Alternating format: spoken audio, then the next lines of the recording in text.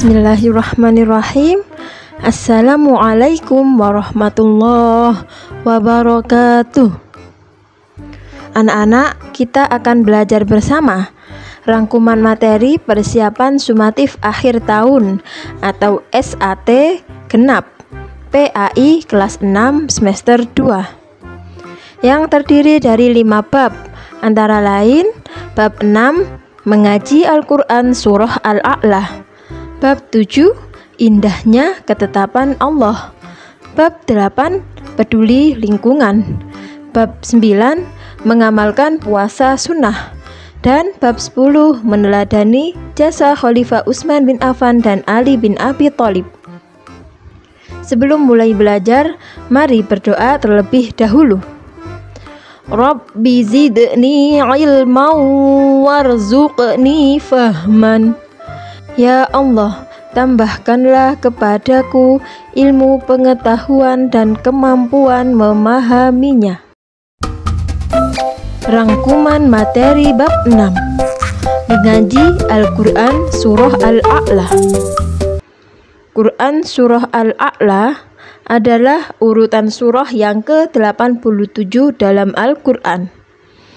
Al-A'la terdiri dari 19 ayat. Al-A'la berarti tinggi. Quran surah Al-A'la termasuk golongan surah Makkiyah yang diwahyukan kepada Rasulullah setelah surah At-Takwir. Quran surah Al-A'la merupakan surah yang paling disukai dan paling sering dibaca oleh Rasulullah pada saat sholat Jumat, sholat 2 hari raya, dan sholat witir, serta sesekali pada sholat maghrib. Pesan pokok surah Al-A'la: 1. Perintah untuk bertasbih dengan menyebut dan mensucikan nama Allah Subhanahu wa Ta'ala. 2. Menjelaskan tentang kesempurnaan karunia Allah Subhanahu wa Ta'ala. 3. Perintah untuk berdakwah atau memberikan peringatan. 4. Larangan terlalu mementingkan dunia. Rangkuman materi bab 7 indahnya ketetapan Allah. Makna qadha dan qadar. Anak-anak, difahami ya?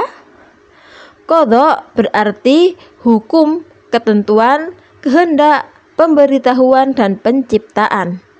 Sedangkan menurut istilah, qadha merupakan ketentuan atau ketetapan Allah terhadap makhluknya sejak zaman azali. Contoh, sebelum kita dilahirkan, Allah telah menetapkan batasan umur kita, jenis kelamin, rezeki, nasib, dan lain sebagainya. Sedangkan qadar secara bahasa berarti kepastian dan ukuran. Menurut istilah, qadar merupakan perwujudan dari qadha atau ketetapan Allah yang telah terjadi pada makhluk dalam qadar tertentu sesuai kehendaknya. Contoh, rezeki, jodoh, kematian, dan lain-lain. Anak-anak, sekarang kita belajar tentang takdir.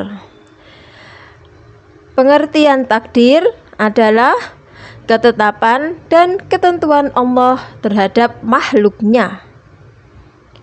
Takdir terbagi 2, yaitu takdir mubrom dan takdir mu'allaq. 1. Takdir mubrom, yaitu ketetapan Allah yang pasti akan terjadi sesuai dengan apa yang telah tertulis di Lauhul Mahfudz dan tidak bisa dirubah dengan usaha manusia. Contoh, ajal. Yang kedua, takdir mu'allaq, yaitu ketetapan Allah yang masih tergantung dengan ikhtiar atau usaha dan doa manusia. Contohnya, prestasi. Rangkuman materi bab 8. Peduli lingkungan. Konsep lingkungan. Lingkungan adalah alam semesta ciptaan Allah Subhanahu wa Ta'ala, baik berupa benda mati maupun benda hidup yang terbentang luas sekitar kita untuk dikelola dengan sebaik-baiknya dan menjadi tempat beraktivitas serta memberikan pengaruh dan dapat dipengaruhi oleh manusia. Sebagaimana firman Allah Subhanahu wa Ta'ala dalam Quran surah Al-Baqarah ayat 29. Lingkungan dapat dibedakan menjadi dua jenis, yaitu lingkungan biotik dan lingkungan abiotik. Lingkungan biotik adalah segala sesuatu yang bernyawa atau tempat hidupnya makhluk organik seperti manusia, hewan, tumbuh-tumbuhan, virus, serta makhluk hidup lainnya. Sedangkan lingkungan abiotik merupakan kebalikan dari lingkungan biotik, yaitu segala sesuatu yang tidak bernyawa atau anorganik seperti bebatuan, mineral, tanah, maupun unsur alam lainnya. Rangkuman materi bab 9. Mengamalkan puasa sunnah. Makna puasa sunnah. Puasa berasal dari bahasa Arab, yaitu shaum atau siam, yang artinya menahan diri. Sedangkan menurut istilah bahwa puasa adalah menahan diri dari segala sesuatu yang membatalkan puasa, seperti makan dan minum, mulai dari terbit fajar atau sebelum subuh sampai terbenamnya matahari atau waktu maghrib.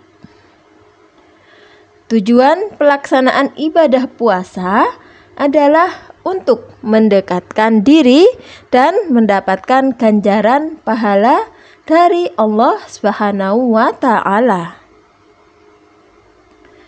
Jenis puasa sunnah dan waktu pelaksanaannya. Anak-anak diperhatikan ya. 1. Puasa Syawal, yaitu berpuasa 6 hari pada bulan Syawal setelah hari raya Idul Fitri. 2.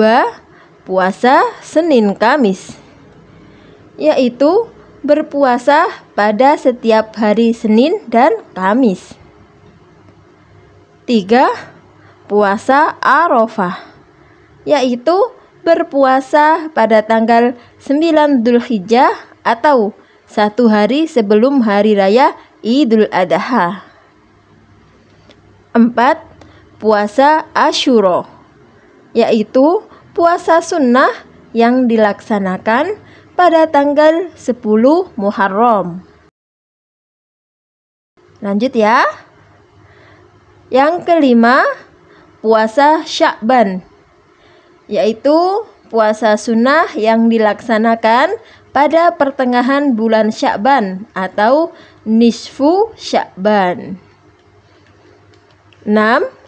Puasa di pertengahan bulan atau bulan Qamariyah, yaitu puasa sunnah yang dikerjakan pada Ayyamul Bid atau biasanya disebut hari-hari putih, yaitu hari yang terang bulan pada malam harinya. 7. Puasa Nabi Daud, yaitu sehari berpuasa dan sehari tidak berpuasa. Puasa ini disunahkan menurut kebiasaan yang dilakukan oleh Nabi Daud alaihissalam. Dan yang ke-8, puasa Tasu'ah, yaitu berpuasa pada tanggal 10 Muharram dengan tujuan untuk mengiringi pelaksanaan puasa sunnah pada tanggal 10 Muharram. Rangkuman materi bab 10. Meneladani jasa Khalifah Utsman bin Affan dan Ali bin Abi Thalib. Khalifah Utsman bin Affan. Utsman bin Affan merupakan sahabat Nabi yang sukses dalam berdagang dan dermawan. Jasa-jasa Khalifah Utsman bin Affan. 1. Menyempurnakan Masjid Nabawi di Madinah yang dibangun oleh Khalifah Umar bin Khattab. 2. Mengumpulkan mushaf Al-Quran yang standar atau kodifikasi mushaf Al-Quran. 3. Membentuk angkatan laut yang kuat. Dan yang keempat, memperluas wilayah kekuasaan Islam. Khalifah Ali bin Abi Thalib. Khalifah Ali bin Abi Thalib merupakan seorang khalifah yang memiliki sifat zuhud dan hidup sederhana. Jasa-jasa Khalifah Ali bin Abi Thalib antara lain: 1. Menata administrasi negara dan mengganti beberapa orang pejabat yang dilantik oleh khalifah sebelumnya, yakni Utsman bin Affan. 2. Menarik kembali tanah milik negara dan harta Baitul Mal. 3. Penulisan buku pokok-pokok ilmu nahwu. Dan yang keempat, membangun kota Kufah.